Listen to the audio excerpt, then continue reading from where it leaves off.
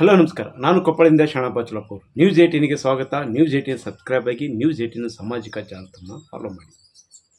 ತುಂಗಭದ್ರಾ ಜಲಾಶಯ ರೈತರ ಜೀವನಾಡಿ. ಅದರಲ್ಲೂ ದೊಡ್ಡ ಜಲಾಶಯದ ದೊಡ್ಡ ಕಾಲುವೆ ಅಂತೇಳಿದರೆ ಅದು ತುಂಗಭದ್ರಾ ಎಡದಂಡೆ ಕಾಲುವೆ.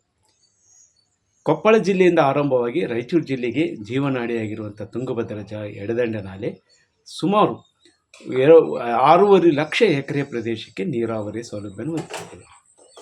70 ವರ್ಷಗಳ ಹಳೆಯದಾಗಿ ನಿರ್ಮಿಸಿರುವಂಥ ಈ ಜಲಾಶಯ, ಈ ಎಡದಂಡೆ ನಾಲೆ ಒಡೆಯುವುದರಲ್ಲಿ ವಿಶ್ವ ದಾಖಲೆ ಮಾಡಿದೆ.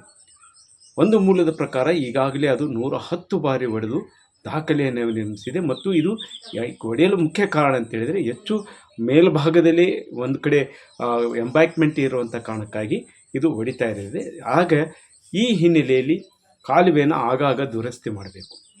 ಆದರೆ ಸರ್ಕಾರ ಮತ್ತು ಅಧಿಕಾರಿಗಳ ನಿರ್ಲಕ್ಷ್ಯದಿಂದ ಈ ಕಾಲುವೆ ಮೇಲಿಂದ ಮೇಲೆ ಒಡಿತಾ ಇದೆ.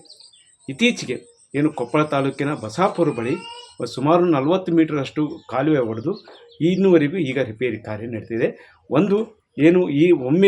ಈಗ ಬಿಟ್ಟಿರೋದು ಕೇವಲ ಕುಡಿಯೋ ನೀರಿಗಾಗಿ, ಅದು ರಾಯಚೂರು ಕೊಪ್ಪಳ ಜಿಲ್ಲೆಗೆ ಕುಡಿಯೋ ನೀರಿಗಾಗಿ ಬಿಟ್ಟಿರುವಂಥ ಇದರಲ್ಲಿ ಈಗ 2000 ಕ್ಯೂಸೆಕ್ ಬಿಟ್ಟಾಗ ನೀರು ಉಳಿತು.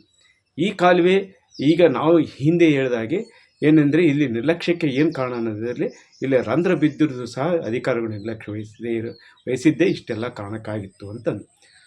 ಜೊತೆಗೆ ಇನ್ನೊಂದಿಷ್ಟು ಈ ಕಾಲುವೆಯನ್ನು ಆಗಾಗ ಸ್ವಚ್ಛತೆಗೊಳಿಸಬೇಕು. ಎಲ್ಲೆಲ್ಲಿ ನೀರು ನಿಲ್ಲಿಸಿದಾಗ ಭೋಂಗ ಬಿದ್ದಿರೋದು ಮತ್ತು ಈ ಕುರಿತು ಅಧಿಕಾರಿಗಳ 5 ಡಿವಿಷನ್ ಏನದವು ತುಂಗಭದ್ರಾ ಎಡದಂಡೆ ನಾಲೆ ವ್ಯಾಪ್ತಿರುವಂಥ 5 ಡಿವಿಷನ್ನಲ್ಲಿ ಅಧಿಕಾರಿಗಳ ಕ್ರಮ ವಹಿಸಿಕೊಂಡ್ರೆ ಈ ಕಾಲುವೆ ಒಂದಿಷ್ಟು ಸರಿಯಾದ ಕ್ರಮದಲ್ಲಿ ನೀರನ್ನು ಹರಿಸಬಹುದು. ಆದರೆ ಇದು ಆಗ್ತಾಯಿಲ್ಲ. ಜೊತೆಗೆ ಈಗಾಗಲೇ ಕಳೆದ 70 ವರ್ಷಗಳಲ್ಲಿ ಈ ಕಾಲುವೆಗಾಗಿ ಈಗಾಗಲೇ 2-3 ಸಮಿತಿಗಳು ವರದಿ ಕೊಟ್ಟಿವೆ. ಅದರಲ್ಲಿ ಚಿನ್ವಾಲ ಸಮಿತಿ ಆಗಿರ್ಬೋದು ಮತ್ತು ಸುಬ್ಬಾರಾವ್ ಸಮಿತಿಯವರು ಈ ಕಾಲುವೆಯನ್ನು ದುರಸ್ತಿಗೆ ಏನೆಲ್ಲ ಕ್ರಮ ಕೈಗೊಳ್ಳಬೇಕಂತ ವರದಿ ನೀಡಿದ್ರು. ಆ ಆಧಾರದಲ್ಲಿಯೂ ಸಹ ಜೊತೆಗೆ ಇಲ್ಲಿವರೆಗೂ 1600 ಕೋಟಿ ರೂಪಾಯಿಯನ್ನು ಖರ್ಚು ಮಾಡಿದ್ದಾರೆ. ಈಗ ಉಳಿದಿರುವಂಥ ಕಾಲುವೆಯನ್ನು ದುರಸ್ತಿ ಮಾಡಿ ಸ್ಟ್ರೆಂಗ್ದನ್ ಮಾಡುವಂಥ ಉದ್ದೇಶದಿಂದ ರಾಜ್ಯ ಸರ್ಕಾರ ಈಗ 430 ಕೋಟಿ ರೂಪಾಯಿಗೆ ಒಂದು ಯೋಜನೆಗೆ ಮಂಜೂರಾತಿಯನ್ನು ನೀಡಿದೆ. ಆದರೆ ತಕ್ಷಣಕ್ಕೆ ಈಗ ವೀಕ್ ಆಗಿರುವಂಥ ಕಾಲುವೆಯಲ್ಲಿ ಒಂದಿಷ್ಟು ತಕ್ಷಣ ಕ್ರಮ ಕೈಗೊಳ್ಳಬೇಕಾದ್ರೆ ಈಗ 250 ಕೋಟಿ ರೂಪಾಯಿಯನ್ನು ಮಂಜೂರು ಮಾಡಬೇಕಾಗಿದೆ.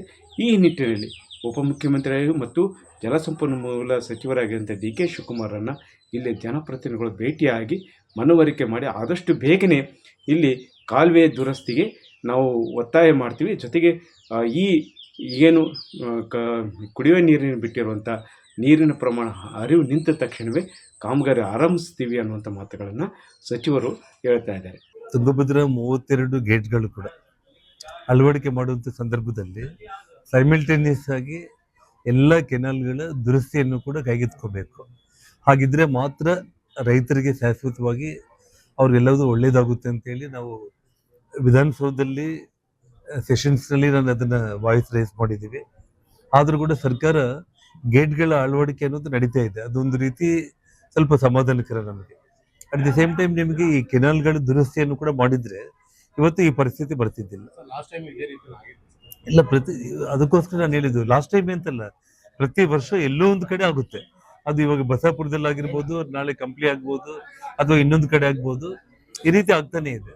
ಹಾಗಾಗಿ ಈ ಡ್ಯಾಮ್ ಗೇಟ್ಗಳ ಅಳವಡಿಕೆ ಮಾಡುವಂತ ಸಂದರ್ಭದಲ್ಲಿ 5-6 ತಿಂಗಳಲ್ಲಿ ಈ ಕೆನಾಲ್ಗಳ ದುರಸ್ತಿ ಕೂಡ ಮುಗಿದೋಗ್ಬಿಟ್ಟಿದ್ರೆ ಇವತ್ತು ಈ ಪರಿಸ್ಥಿತಿ ಬರ್ತಿದ್ದಿಲ್ಲ. 9-10ರಲ್ಲಿ ಆಗಿದ್ ಬಿಟ್ರೆ ಕೆಲಸ ಅದಾದ್ಮೇಲೆ ಆಗಿಲ್ಲ. ಬರೀ ತಂಡಗಳು ಬರ್ತಾವ, ರಿಪೋರ್ಟ್ ಕೊಡ್ತಾರ, ನಾವು ಮಾಡ್ತೀವಿ ಅಂತ ಕತ್ತಿನೇ ಹೇಳೋದಾಗಿದೆ. ಕೆಲ ತಿಂಗಳಿಂದ ಆಯ್ತು, ಎಣ್ಣೆ ಬೆಳೆ ನೀರು ಕೊಡಲ್ಲ.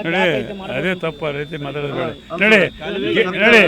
ಇಲ್ಲ. ನೀವು ಅರ್ಥ ಮಾಡಿ, ನೀವು ಎಲ್ಲ ವಿಚಾರ ಹೊಂದಿದ್ರಿ. ಗೇಟ್ಗಳು ಹೋಗ್ತಾವ ಅಂತೇಳಿ ಪ್ರಶ್ನೆ ಎವ್ರಿ ಕ್ಲೋಸರ್ನಲ್ಲಿ ಗೇಟ್ಗಳು ಟೆಸ್ಟ್ ಮಾಡ್ತಾ ಇರೋದು. ದಟ್ ಈಸ್ ಅಲ್ಲ, ಅದು ಸರ್ಕಾರದ ಪ್ರಶ್ನೆ ಬರೋದಿಲ್ಲ, ಅದು ಬೋರ್ಡ್ನಲ್ಲಿ ಅದೇನಲ್ಲ ಅವತ್ತೊಂದು ರಿಪೀಟೆಡ್ ಹೇಳ್ತಾ ಇದೆ. ಅಲ್ಲ, ಅವ್ರು ಹೇಳಿದೆ ಉತ್ತರ ಕೊಡಬೇಕಲ್ಲ. ಈಗ ಅದಕ್ಕೆ ಅವ್ರಿಗೆ ಹೇಳಿದೀವಿ, ನಾಳೆ ಮತ್ತೆ ಎಲ್ಲ ಅಧಿಕಾರಿಗಳಿಗೆ ಮೊದಲು ಹಳೆಯ ಅಧಿಕಾರಿಗಳಿದ್ದಾರೆ ಅಂದ್ಕೊಂಡು ಈ 47 ಮೈಲ್ ತನಕ ಜನರಲ್ಲಿ ನಮ್ಮ ಪ್ರಾಬ್ಲಮ್ಸ್ ಜಾಸ್ತಿ ಬರೋದು. ಅದನ್ನೆಲ್ಲ ಕಂಪ್ಲೀಟ್ ತರವಾಗಿ ಚೆಕ್ ಮಾಡಿ ರಿಪೋರ್ಟ್ಗಳು ಈಗ ಟೆಂಡರ್ಗಳು ಕರಿತಾ ಇದ್ದಾರೆ. ಫಸ್ಟ್ ವೀಕ್ನಲ್ಲಿ ಎಮರ್ಜೆನ್ಸಿ ಟೆಂಡರ್ ಕರೀಲಿಕ್ಕೆ ಏರ್ಪಾಟ್ ಮಾಡಿದ್ದೀವಿ. ಅದನ್ನು ಈ 3-4 ದಿವಸದಲ್ಲಿ ನಾಳೆ ಎಲ್ಲ MLAಗಳು, ಡಿಸ್ಟ್ರಿಕ್ಟ್ ಮಿನಿಸ್ಟರ್ಸು ನಾವೆಲ್ಲ ಕಲಿತು ಮುಖ್ಯಮಂತ್ರಿಗಳಿಗೆ ಡಿಸೆಂಬರ್ಗೆ ಭೇಟಿಯಾಗಿ ಈ ಪರಿಸ್ಥಿತಿ ಎಲ್ಲ ಅವ್ರ ಗಮನ ತಂದು ತಕ್ಷಣ ಇದರ ಬಗ್ಗೆ ಕ್ರಮ ತೆಗೆದುಕೊಳ್ಳಿಕ್ಕೆ ಹೇಳ್ತೀವಿ. ಎಡದಂಡೆ ಕಾಲುವೆ ಮತ್ತೆ ಏನಾದರೂ ಮತ್ತೆ ರಿಪೇರಿ ಆಗಲಿ ಏನಾದ್ರು ನೋಡೋದಂತ ಕೆಲಸ ಇಲ್ಲ, ಈಗಾಗಲೇ ಅವರು ಇಲ್ಲಿಂದ ಹಿಡಿದು ರಾಯಚೂರು ತನಕ 5 ಡಿವಿಷನ್ನಲ್ಲಿ 430 ಕೋಟಿ ಕೊಟ್ಟಿದ್ದಾರೆ ಎಸ್ಟಿಮೇಟ್ಸ್. ಅದರಲ್ಲಿ ಪಾಪೆ ಟನಲ್ ಸಹಿತ ಐತಿ. ಸೊ ಆ ಪಾಪೆ ಟನಲ್ ಈಗ ಮಾಡಬಾರ್ದು ಅಂದರೆ ಟೆಕ್ನಿಕಲ್ ಪೀಪಲ್ ಹೇಳ್ಬೇಕಾದ್ರೆ ಅದು ಬಿಗ್ ಇಶ್ಯೂ, ಟೆಕ್ನಿಕಲ್ ಪೀಪಲಿಂದ ಹೇಳ್ಬೇಕು. ಉಳಿದಂಥದ್ದನ್ನೆಲ್ಲ ಮಾಡಲೇಬೇಕಾದ್ರೆ ಅದಕ್ಕೆ ಇಮಿಡಿಯೇಟ್ಲಿ ಇವರೇನಂತಾರೆ 250 ಕೋಟಿಯನ್ನು ಕೊಟ್ಟು A, B, C ಅಂತ ಮಾಡಿದ್ದಾರೆ ಹೊರತು ಯಾವುದು ಪ್ರಯಾರಿಟಿ ಮೇಲೆ ಮಾಡಬೇಕು, ನೆಕ್ಸ್ಟ್ B, ನೆಕ್ಸ್ಟ್ C ಇದೆ. ಅದಕ್ಕೆ 250 ಕೋಟಿ ಕೊಡಲಿಕ್ಕೆ ಈಗಾಗಲೇ ನಮ್ಮ ನೀರಾವರಿ ಸಚಿವರು D.K. ಶಿವಕುಮಾರ್ ಅವರು ಒಪ್ಪಿಕೊಂಡಿದ್ದಾರೆ. ಅದನ್ನು ಇಮಿಡಿಯೇಟ್ಲಿ ರಿಲೀಸ್ ಮಾಡಿ ಅದೇ ಈಗ ಅವ್ರು ಟೆಂಡರ್ ಕರೀತಾರೆ. ಈಗ ಈ ನೀರು ಬಿಟ್ಟಿದ ಕೂಡಲೇ ನೀರು ಕಂಪ್ಲೀಟ್ ಆಯಿತು, ಮತ್ತೆ ಕುಡಿಯೋ ನೀರು ಕೊಡೋದಿಲ್ಲ. ಈಗ ಇದೇ ಕ್ಲೋಸ್ ಇದು. ಸೊ ಇದಾದ ಕೂಡ ಜೂನ್ ಬಂತಂದ್ರೆ ಮತ್ತೆ ನಿಮಗೆ ಮಾಡ್ಲಿಕ್ಕೆ ಆಗೋದಿಲ್ಲ. ಈಗ ಇಮಿಡಿಯೇಟ್ಲಿ ಮಾಡ್ಬೇಕು. ಏಪ್ರಿಲ್ ಮೇದೊಳಗೆ ಮಾಡಬೇಕು. ಅದೇ ಯಾವಾಗಲೂ ಇದು ಎಮರ್ಜೆನ್ಸಿ ವರ್ಕ್ಸ್ ಯಾವಾಗಲೂ 90 ಡೇಸ್ನಲ್ಲೇ ಮುಗಿಬೇಕು. ಈಗ ಮಂತ್ ಎಂಡಿಂಗ್ ಒಳಗಾಗಿ ನಾವು ಟೆಂಡರ್ಗಳು ಕರೆದು ಏಪ್ರಿಲ್ ಆ್ಯಂಡ್ ಮೇನಲ್ಲಿ ಕಂಪ್ಲೀಟ್ ಮಾಡ್ಸೋಕ್ಕೆ ಪ್ರಯತ್ನ ಮಾಡ್ತೀವಿ. ಇದೇ ವೇಳೆಯಲ್ಲಿ ಇಲ್ಲಿ ಏನು ಕಾಲುವೆ ಹೊಡೆಯೋಕ್ಕೆ ಮುಖ್ಯ ಕಾರಣ ಅಂತ ಹೇಳಿದರೆ, ಇಲ್ಲಿ ತುಂಗಭದ್ರಾ ಜಲಾಶಯದ 33 ಗೇಟ್ಗಳ ಬದಲಾವಣೆ ಮಾಡ್ತಾ ಇರೋ ಸಂದರ್ಭದಲ್ಲಿ, ನೀರು ನಿಲ್ಲಿಸಿರೋ ಸಂದರ್ಭದಲ್ಲಿ ಈ ಕಾಲುವೆ ಕಾಮಗಾರಿಗೆ ಕೆಲಸ ಆರಂಭವಾಗಬೇಕಿತ್ತು. ಅದು ಆಗದೇ ಇರೋದಕ್ಕೆ ಇಲ್ಲಿ ಕಾಲುವೆಗಳು ವೀಕ್ ಆಗಿವೆ. ಈಗ ಶಾಶ್ವತವಾಗಿ ಒಂದು ಕಾಲುವೆ ದುರಸ್ತಿಗೆ ಕ್ರಮ ಕೈಗೊಳ್ಳಬೇಕನ್ನೋದು ಇಲ್ಲೇ ಶಾಸಕರ ಅಭಿಪ್ರಾಯವಾಗಿದೆ. ಒಟ್ಟಾರೆಯಾಗಿ ರೈತರ ಜೀವನಾಡಿಯಾಗಿರುವಂಥ ತುಂಗಭದ್ರಾ ಜಲಾಶಯಕ್ಕೆ ಪ್ರತಿನಿಧಿಗಳು ಮತ್ತು ಅಧಿಕಾರಿಗಳು ಹೆಚ್ಚು ಕಾಳಜಿ ವಹಿಸಬೇಕಾಗಿದ್ದು ತೀರಾ ಅವಶ್ಯಕ ಅನ್ನುವಂಥ ಮಾತುಗಳು ಕೇಳಿ ಬರ್ತಿವೆ. ಶರಣಬಚ್ಚಲಾಪುರ್, ನ್ಯೂಸ್ 18 ಕೊಪ್ಪಳ. ನಿರ್ಭೀತ, ನಿಷ್ಪಕ್ಷಪಾತ, ವಿಶ್ವಾಸಾರ್ಹ ಸುದ್ದಿಗಳಿಗೆ ಮತ್ತೊಂದು ಹೆಸರಾಗಿರುವಂತ ನ್ಯೂಸ್ 18 ಕನ್ನಡ ಈಗ ಆಪ್ನಲ್ಲೂ ಲಭ್ಯವಿದೆ.